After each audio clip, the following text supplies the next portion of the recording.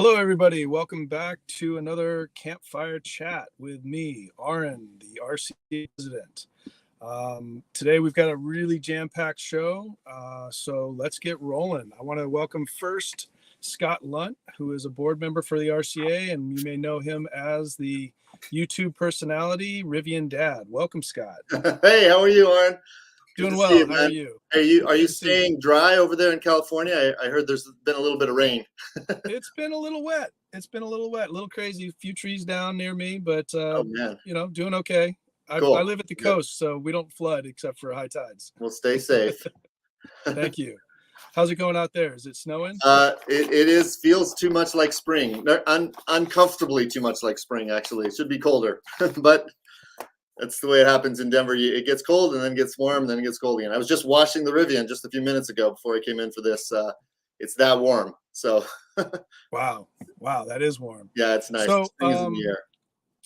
I brought you on today because we have some exciting news for the Rivian Clubs of America. We just learned some stuff over the last week, and I wanted you to be the one to share it with our community. Yeah, thanks for this opportunity. So I'll share it with a little story. So it seems like years ago, a year and a half ago, we first filed the paperwork to make the LLC, and with that came a whole bunch of other paperwork, different filings and such.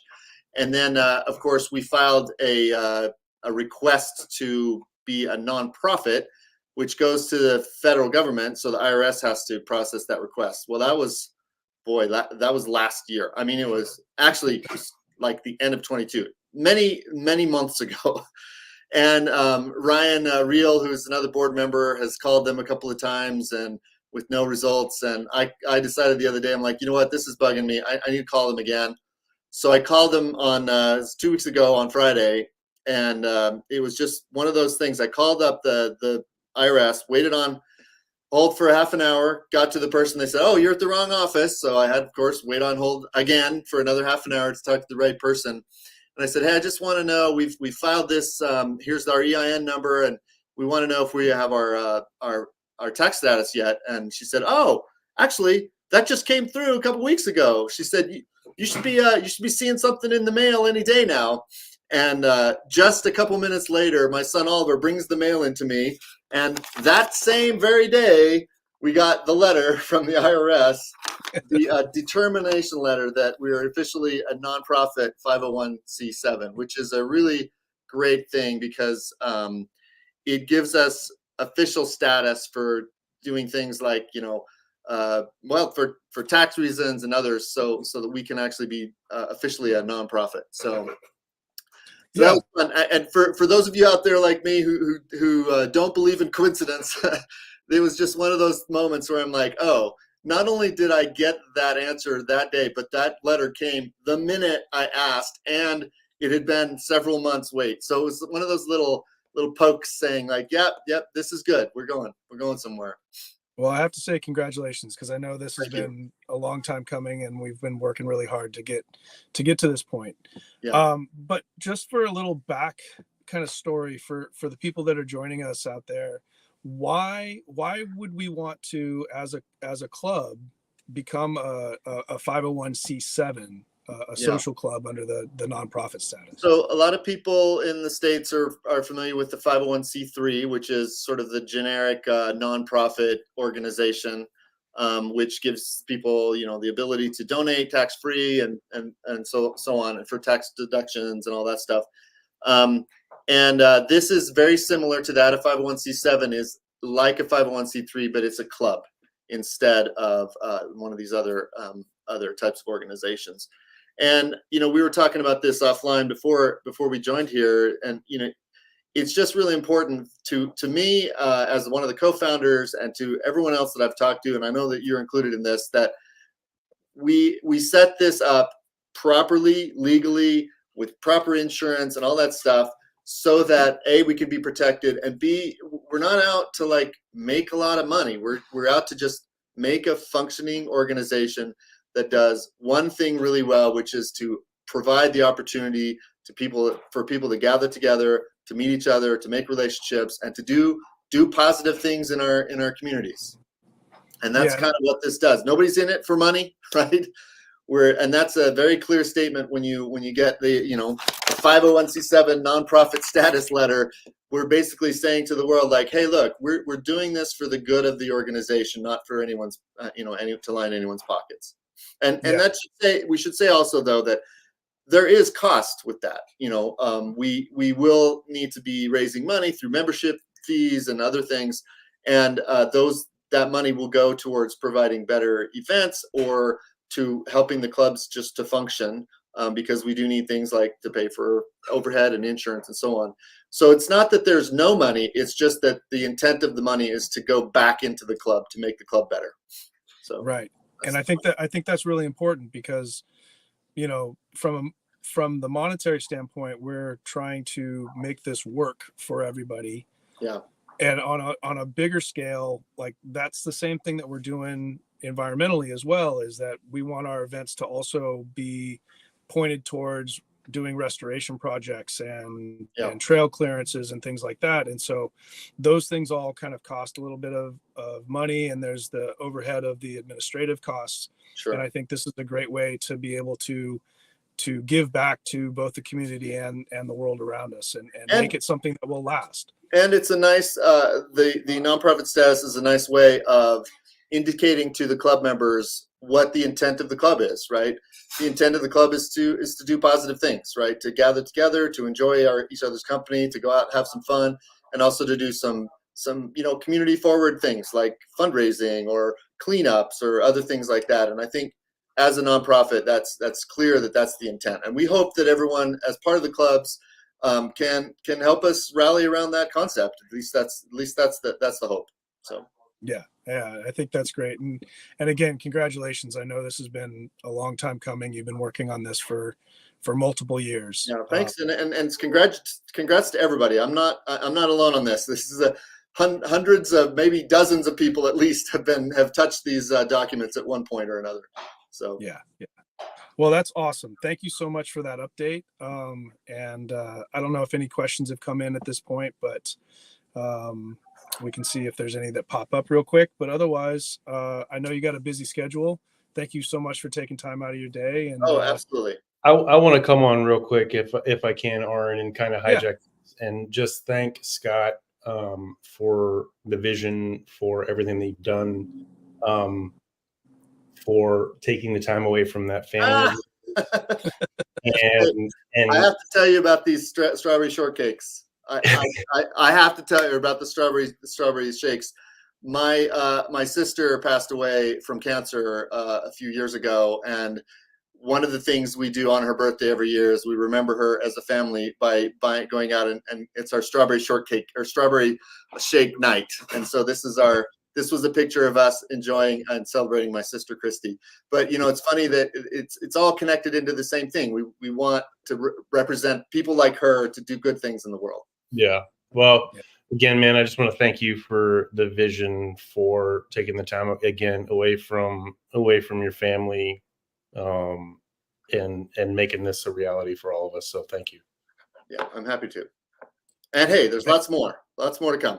Yeah, correct. Absolutely. And I'm will talk about hiding more. All right. Thanks, Scott. We'll talk to you shortly. Take care. All right. Bye-bye. All right. So the next group that I want to bring on is Bruce and Chris. Bruce is from the Portland Club, and Chris is from Marsh Insurance Group. And they've both been working really hard to get us the insurance for the club, and I wanted to kind of bring them on to talk about what we have, kind of how it's going to work, and answer any questions that may be there. Bruce, Chris, welcome. Thank you, Aaron. And if I may kick this off, this is kind of fun. I've seen Chris for the first time here on this video. We've been on the phone and together by email for quite some time, but it's great to see your face, Chris. Thanks. Yeah, same to you, Bruce. And thank you all for having me on the phone today. Absolutely. So Bruce, this was kind of a long process. We took a while to get this, and Chris, we made you work really hard for this. So can you tell us kind of the general overview? We have two different types of policies. Do you want to just kind of briefly talk about those?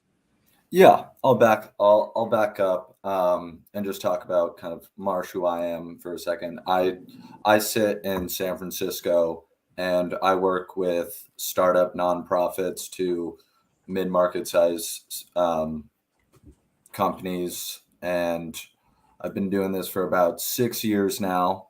So I'm pretty familiar with the type of coverages that you guys need.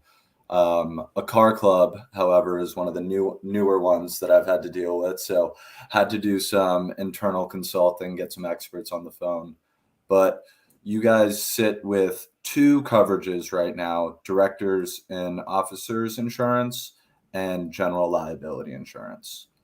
And the directors and officers covers all of you. I'm not exactly sure who's on the phone right now, but all the directors, officers, execs of the club against any fiduciary lawsuits or legal action that may come against the club. It would cover any financial expenses to deal with that lawsuit.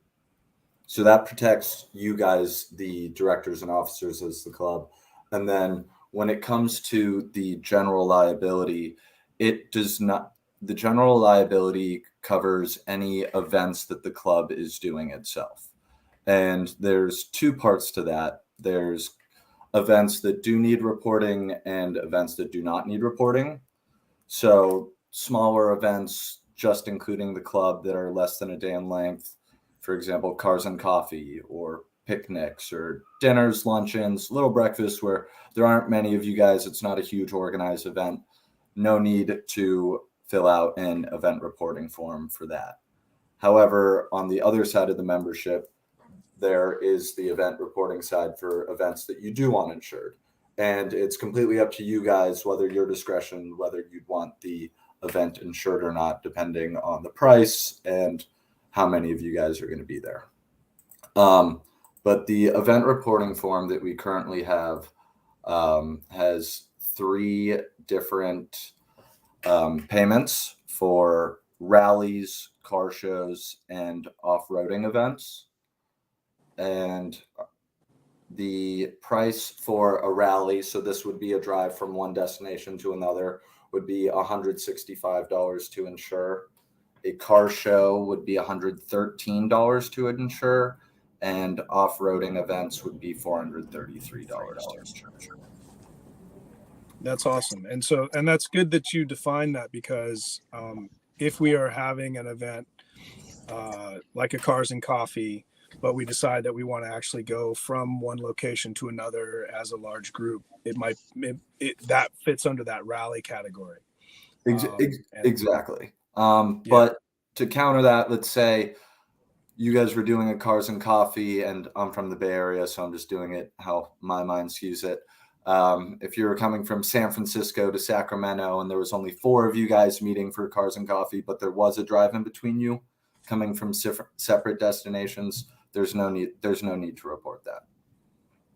It's just if it's an organized drive to some location from another location that we count that. So, yeah, that's awesome. And then the car show is kind of self-explanatory, but I think off-roading is something that we need to kind of think about a little bit. What is the definition of off-roading? Is it as soon as our tires hit a dirt road, or is there some other classification for off-road? It's as soon as you are not on a paved road meant for regular daily use. So technically, yes, a dirt road. I have checked with the insurance company, and if you guys are using all trails, any trails on all trails are considered off-roading. Those are okay. Okay, perfect. That's great. That's great to know. If I may, Bruce, add thank you so there. much. I know you put a lot of time in here. Yeah, It's been a pleasure to do so. I wanted to let you know, Chris is already working on, and we'll work together to finalize some FAQs. But a few questions that have already come up have been addressed. And one was, what if we have a small group for off-roading? Well, if you want the coverage, it doesn't matter how many vehicles, it's the $433, and just as importantly, a supplemental application sometime before. Chris has an account manager that will be coming online with us that will be our go-to for that, for submitting all payments and the applications. But along with the question of how many people, it could be 1,000 people. It's still $433. If I say 1,000, a large group, it's still 43. And if it's for a 3-day event, it's $433 for the whole 3-day event while you're off-roading. Has nothing to do with camping or any other excluded events. And while we're at it, the car show, we've talked about the rally, and the off-roading is all excluded under the policy. The company gives that coverage back when you submit the supplemental application. So if you have that 3-day rally, it's only, or 3-day off-roading event, it's only the off-roading portion of it that is covered. And that coverage is also for Rivian clubs. It's not for the individual. So if somebody has an accident with their car, I think people understand this, but the insurance you carry with your vehicle is your primary coverage. This doesn't act as an umbrella policy or excess limits type of policy for the individual. It's there to protect the Rivian Clubs of America should we be held liable or someone seeks legal action for something that may have happened and they name the clubs. But the thing it does do is it gives us access to these type of events where people require you have that coverage in order to use their facility or do these type of activities on their premises. Plus, again, it protects the clubs when we're on the road. For example, like out here in California, we have SVRAs, and they require that the club have insurance to be able to come in and participate as a club. And so that'll be important for us out here in California for sure. Yeah, I think that's something that a lot of people don't see. They don't realize that's what's going on behind the scenes. You're aware of that, but that's the beauty of having this coverage in place, is that it's going to allow us to do a lot of things we may not be able to do otherwise. Yeah, that's fantastic. The question on the board right now, I think we answered the two previous questions, that it covers everybody, and it's you can do a multi-day thing, and it's just one charge. But here, what's the heads up that you need? And so how long before the event happens do we need to make sure that we have the paperwork in? It needs to be submitted at least 2 weeks. Ideally, the second that you guys know of an event in the future, if you could submit the form then, that would be ideal. Okay, that's great. So 2 weeks at the very bare minimum, but we should be working towards getting all of our events covered since we know a lot of them ahead of time. That's great. Okay. Is there anything else that we want to talk about? I see a question. Bruce, do you have any? I see a question from Cliff Bell. He's saying, is this just general liability insurance? Oh. Yes, this is just general liability and directors and officers insurance for the club. What we're talking about right now is just the general liability for any events. And that is one thing I wanted to make clear when I come back to the primary coverage. As far as the coverage for your vehicle, damage that may be done, that's your own insurance policy is designed to take care of that. And so it's really incumbent upon everyone to have fully all the coverage they want in order to cover their vehicle, as well as any liability that they may be responsible for. Okay, that's awesome. All right, so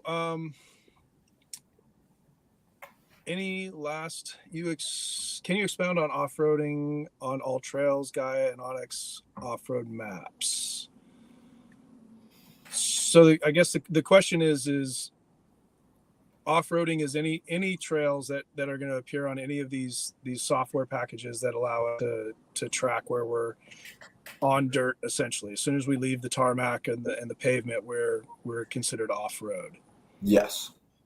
Okay. So I'm gonna jump in here real quick and pull another audible. I apologize. Hi, Chris. I'm Jimmy. I'm one of the board members. So this was my question. So technically, for instance, I live 30 minutes east of Osceola National Forest. It is a national forest. It is off-road in the definition, or by definition, because it is no longer paved. But they are all mapped and named roads. They all have names. They all have numbers, etc. Is that considered off-road still? If that is a drivable, mappable, routable road, even using Google Maps? I'm not trying to pull one over on the insurance. I'm just. No, that's honestly a question I don't know. I'll have to go back to the insurance company for that, and they'll be able to answer that. So I'm writing that down for you, Jimmy, and I'll get that answered. And Jimmy, your question is defined National Forest Road, one that you'd see on a map as National Forest Service Road number. Right. Yeah. They're all named or numbered. I mean, honestly, any national forest does have named or numbered roads. I mean, they're legitimate like roads, you know what I'm saying? They just don't have, they're not paved. They might be gravel, they might be dirt, but yes, I'm off road, but it's also navigable. Well, some of those are also a combination of pavement for a ways, then maybe gravel, then pavement again too. Sure. Very true. I mean, there are roads, like paved roads that go through national forests. And I'm not just talking like I-10 in my area, but I'm talking like roads because there are some people that actually live in these areas. So anyways, again, I apologize for the audible, but I wanted to make sure that question was asked. I think that's an important question, especially with these vehicles that we have, which make it so easy for us to go off pavement. I mean, they're designed to be going and doing adventures, and so we want to make sure that we have a clear definition of that, and that's really kind of what we're trying to do here. So I do want to throw out something else that has come up as a question having to do with cars and coffee, and Chris has really jumped into that and discovered that truly just cars and coffee where we're getting together, it's fine. Excuse me. But at no point is the basic policy designed to provide any coverage for a moving event. It's kind of a wheels still type of an event where you're parked for those things. It's not, if it's truly a driving event, it's expected that there will be a supplemental application. And correct me if I'm wrong, Chris, but I believe that if you're moving, there better be coverage in place. And a car show can be different, and it is different from a cars and coffee type of an event. And a prime example of when it might come into play is that we have the Oregon International Auto Show this week, and we're going to get a Rivian into it, but we don't need the coverage for it at this point because we are a guest of the Oregon EV Association. So we'll have the vehicle sitting there, but it's not going to be moving.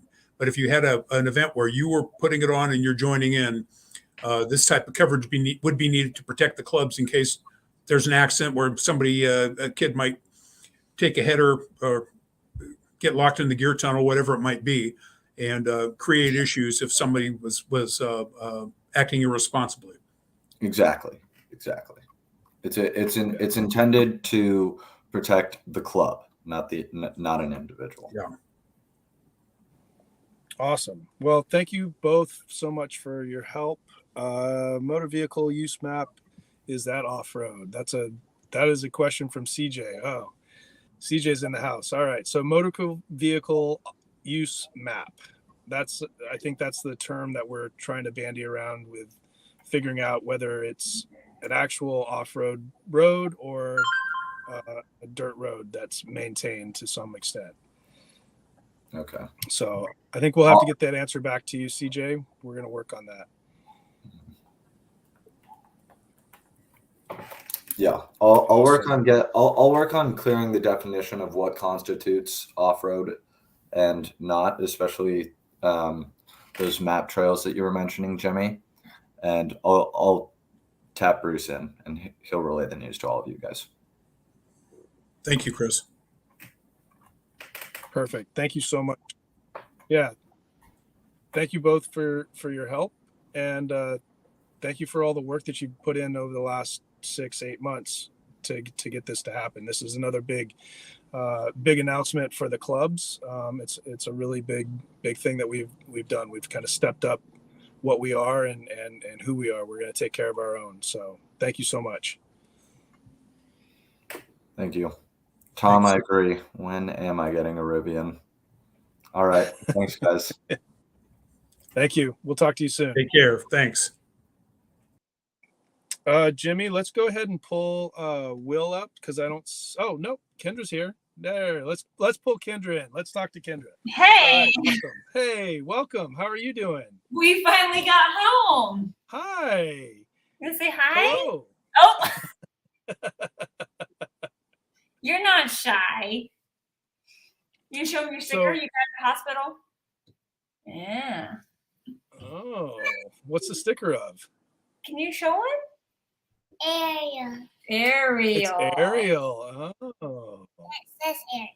We very love nice. princesses, don't we? My favorite's Ariel. That's awesome. And Louis. How are you guys? Your favorite princess is Ariel. That's very nice. We're doing well. Thank you for coming on. Thank you both for making it. We just wanted to give everybody a quick update as to kind of where we're at in the fundraising and all of that stuff. Hey, how's it going? Good. How are you? Doing well. Gentle. Was that Yeah. So Sorry. I know that we a few weeks ago we went ahead and started asking people to sign up and see if whether or not they were going to be able to donate a kidney.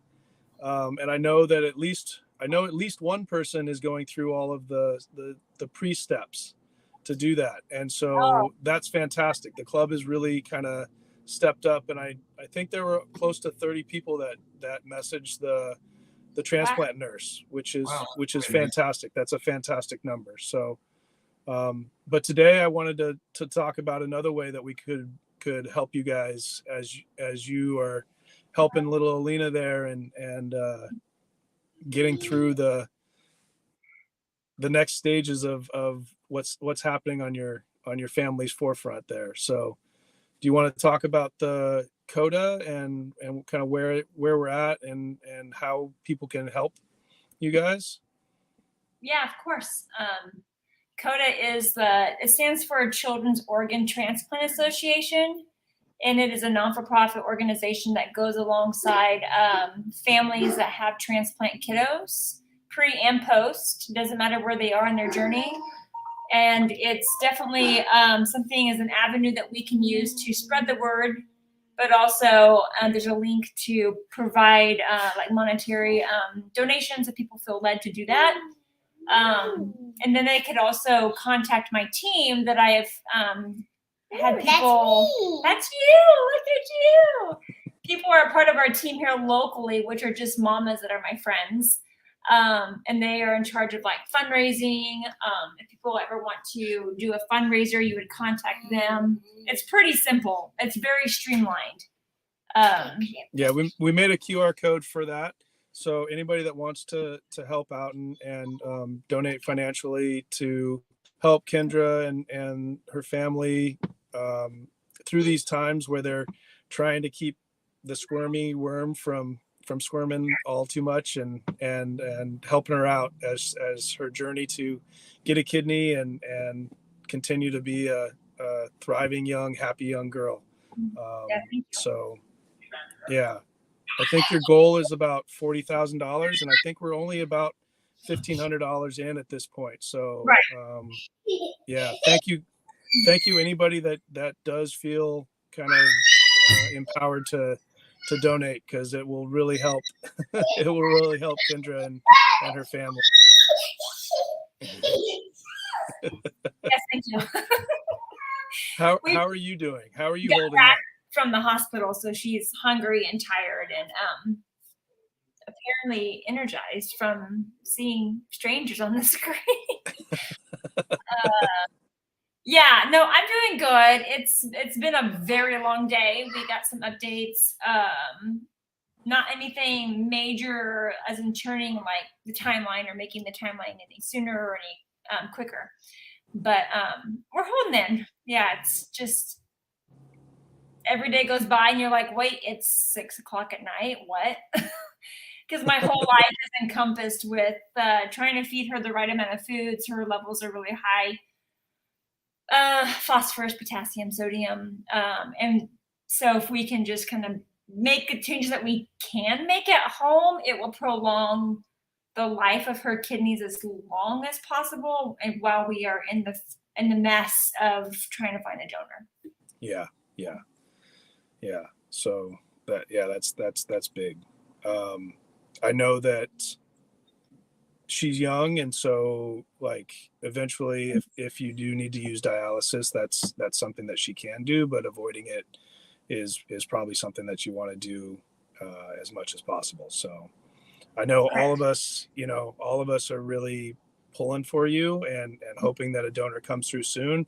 It just takes time. When I went to donate when I went to donate my kidney, it took, I think it was at least 6 months of just all of the tests and going through all of the things to just make sure that I was going to be healthy, that the recipient was going to be healthy, and all of that. And I just know it takes time, and it's hard when you know that your daughter needs a kidney. So stay strong and know that we're all behind you and we're all supporting you. So thank you. Yeah, reach out anytime.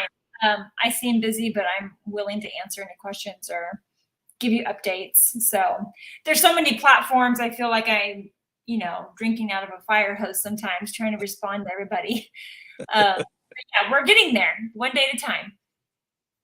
Well, and I also feel like I need to say congratulations, since your Kansas City Chiefs beat my San Francisco 49ers. Congratulations. It didn't look like it was going to happen. I was like, oh, this is going to be terrible. It was a fun game. It was a really fun Super Bowl, and I hope you had a good time watching. I thought you were going to congratulate me on my website being up. No, but also you got a brand new website too, right? Robert hooked up with a new website. So yeah, it's nice. It's so nice. Now I just need to input all our events, and it'll happen. So that's great. I can't wait to see all the events that you've got coming up, and I always enjoy seeing your posts on Instagram. So thank you so much for everything you're doing for the community. Of course, thank you guys too. Yeah. Well, we'll talk to you soon, and I'll see you soon. Okay. Thank you so much, Aaron. I got to go feed these kids. Yes, okay. Absolutely. Talk to you soon. Bye-bye. Bye. All right. So next we're going to pull Will Curran on from the Arizona Club. Hey, Will. Welcome. What's up, Aaron? Hey, everybody. So we're here to talk about Overland Expo West. Expo. It's going to be super exciting. What do you want me to just start dropping knowledge for everybody about what we have coming up? What is it? What is this thing?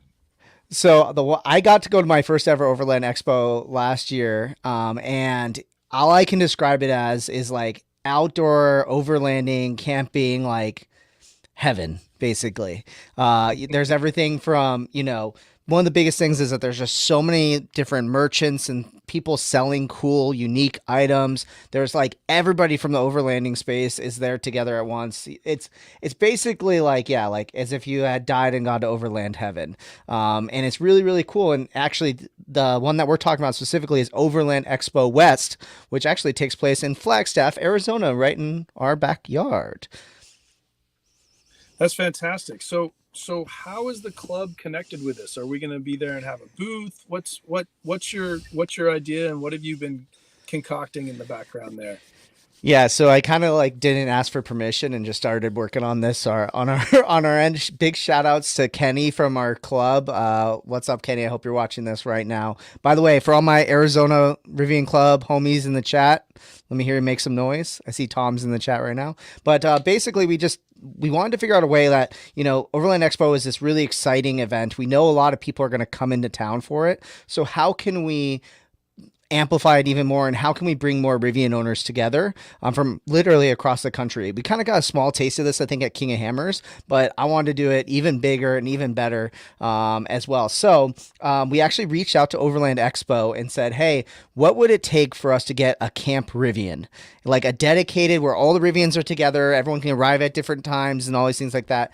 and they said, let's do it. They're really, really interested in the EV space. Obviously, I think like everybody is, they want to appeal to the next generation of overlanders.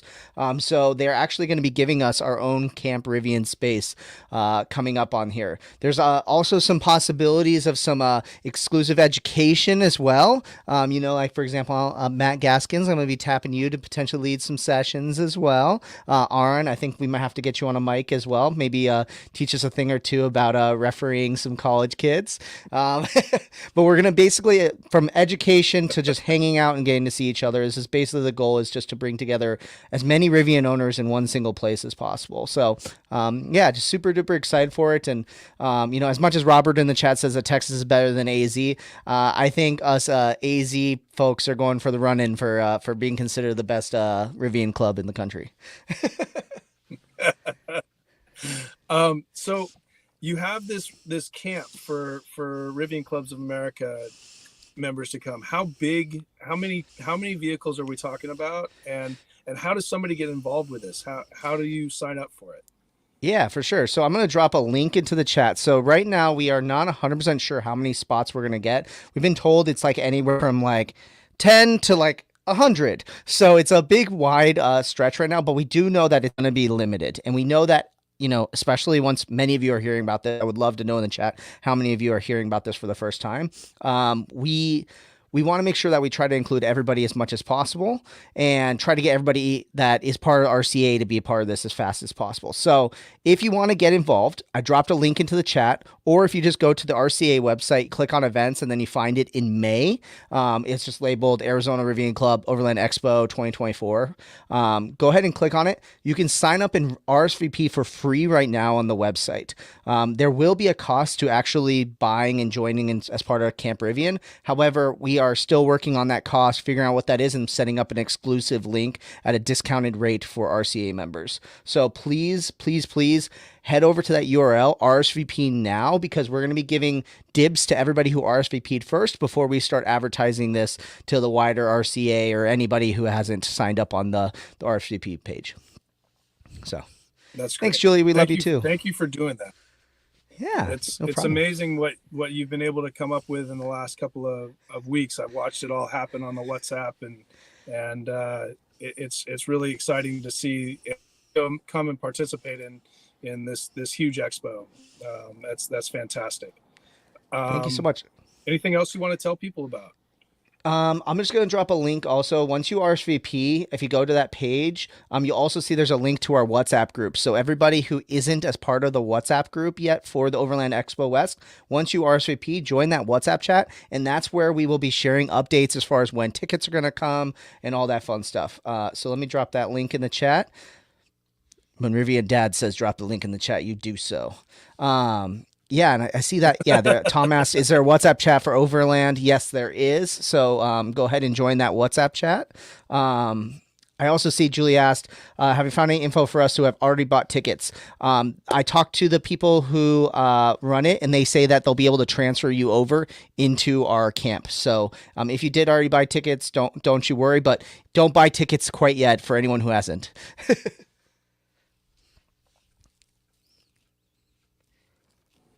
Awesome. All right, that's fantastic. Thank you so much. Thank you so much for everything you're doing for the clubs, and thank you for making Arizona a fun club to come hang out with. I had a blast at the King of the Hammers with you guys. I'm looking forward to being able to hang out with you all again really soon. And have a great time as you travel overseas. And thank you, sir. We'll talk real soon.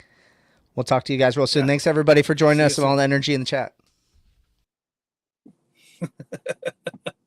All right, so next up, this is kind of a busy day today. I feel like I'm running through stuff really quick, but we've got Dan and Christian from the Bay Area Rivian Clubs, and I don't see Matt or Ben here yet, but gentlemen, welcome. Thank you so much for coming today, and let's hear about Barry's Jamboree, the second annual that you guys have been working so hard on putting on. Yeah, thanks for having us. Dan, you want to kick it off? No, go right ahead, Christian. All right. Okay. Well, thanks for having us, guys. Ron, I really appreciate you guys taking some time for us to show this off a little bit. So as some of you may know, last year, when was that, Ron? That was Mid-September. Mid-September. Yeah, thank you. Mid-September was the first annual Gary's Jamboree, which is a combination of Bay Area Rivian Club and the Sierra Nevada Rivian Club, just getting together for a couple of nights of camping. This year, as it came time to plan something, we tried to figure out, everything that these guys learned from last year. What can we do a little bit better this year in terms of making sure that the experience is what everyone is hoping to get out of being a communal group? And so we looked for a space in particular that would allow us to put all of our vehicles a little bit closer together and sort of create what we've been referring to as a Rivian city, where people would kind of, again, be together, camp, hang out, not be, spread out, but enjoy a really nice part of nature together and continue to build out that community. So we found a spot on the Cosumnes River. It's a ranch that's family owned and been operated for something like 30 years. And they use it, I think they have about 300 acres, and they own a good 1.5 miles of this river. And they use it primarily to share with the public for camping, for events, that sort of thing. And it is an absolutely stunning property. Looks like you guys can kind of see the video here on the side. So that gives you some drone footage of what the spot looks like. But, first and foremost on this, Memorial Day weekend is when we're going to be hosting this for both of the clubs. So that's the 25th to the 27th. And then we did create, obviously, the videos you guys just saw as a little bit of a teaser, as well as a website that gives people the basic information, walks them through a little bit of info on the ranch itself, how to get there, where to charge nearby. There's a gallery for last year's Gary Jamboree. There's a packing list. And that's kind of where we're going to be pointing everyone to from an information standpoint and a sort of takeaway packet standpoint when we get closer to the event itself. And of course, most importantly, the registration. So I'll pause there. Dan, is there anything you want to add to that? No, I think that's a great summary. As Christian had said, one of the key tenets of Gary's Jamboree is to bring together the Bay Area Rivian Club alongside the Sierra Nevada, but by no means is it just exclusive. If you're from Arizona and are looking to get out of the heat, feel free to drive north. We'd love to have you. The Cosumnes River is in the Gold Country or the Sierra foothills, so just a touch of elevation to get that mountain feel. And one of the big things we're excited about is going out to Prairie City, which is one of the SRVAs that Aaron had talked about in the beginning that does require that liability insurance. So we're so excited to be able to put that to good use, get our trucks dirty, and hang out. So if you're in California or in any of the nearby states or just love driving your truck, we'd love to have you Memorial Day weekend here in Northern California. Love it. Yeah, as we get closer to the event, we're going to add a little more information on the SVRA itself. But as Dan said, it'd be a great opportunity to get people out on an obstacle course, on a sort of off-road track that's dedicated to that activity, obviously. And given the larger size of the group, we expect about 30 Rivians on this, and felt like it made more sense to do it at a off-road park as opposed to a trail, where it's just a lot harder to maneuver with 30 trucks. Everyone and all are welcome. Looks like Rivian Dad, so if you can come from Colorado, absolutely would love to see you guys come over. I'm trying to send the link through here, but I'm assuming that's why you put the QR code on there, Ron. It won't let you send links through the chat. Yep. Okay, cool. Yep, that's what we did. We put the QR code up for you, and that takes you to the website. And I have to say, stunning website. Hats off to you, Christian. Like that's really good. I think all the information that you've packed in there, everything that you've kind of laid out for people is really great. And I just want to kind of give a little bit of the history. So Gary's Jamboree, I and Matt Boudro put one on last year, the first one, and we did our best to kind of cobble it together and figure out everything we needed to do. But this year, Christian stepped up and said, hey, I've got this great place. Let's go do this thing. And that's kind of what I want the legacy to be, is that every year there's a new one that gets picked.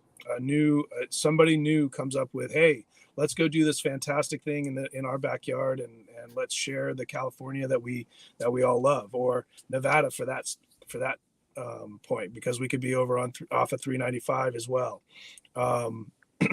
Yeah, I think everything that you guys have done, Dan, you're a master at organization and keeping everything going and keeping the meetings going. It's been fantastic to watch the development of this, and I'm excited to be able to participate in this second annual Gary's Jamboree. So thank you guys a lot. Anything else you want to add, Dan? We're looking forward to hosting you in Northern California. So mark the date on your calendars. No matter how many miles you want to drive, we'd love to see you. As Christian had said in the chat, we're targeting 30. But, if we can squeeze in a couple more, we'd love to have you. So Memorial Day weekend, Northern California. Really hats off to Christian for leading the charge. And we're looking forward to seeing everybody in late May. Yeah, thank you guys again. Thank you so much, and I will catch up with you soon. Thanks, guys. Thanks, everyone. All right, so that brings us to the end of today's Campfire chat. Jimmy owes me $5, and I think I just want to thank everybody for showing up. I want to thank everybody for coming out and asking questions, and feel free to reach out at any time and ask more questions. The live chat will take about 24 hours for YouTube to process. So if I don't get back to you within the next day, know that I will answer some things that come through. And as Chris indicated, when he gets some more information, I'll send that out to the clubs as well.